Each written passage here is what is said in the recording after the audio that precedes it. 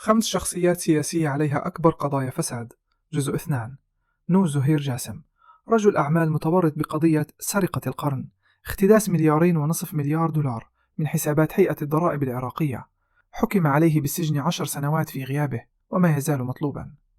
رائد جوحي، مدير مكتب سابق لرئيس الوزراء مصطفى الكاظمي، حكم عليه ب6 سنوات في القضية نفسها بتهم تتعلق بتسهيل اختلاس الأموال أثناء عمله في مكتب رئيس الوزراء السابق. هيثم الجبوري، مستشار سابق أحد المتهمين في سرقة القرن، وصدر ضده حكم بالسجن حوالي 3 سنوات على خلفية نفس الفضيحة.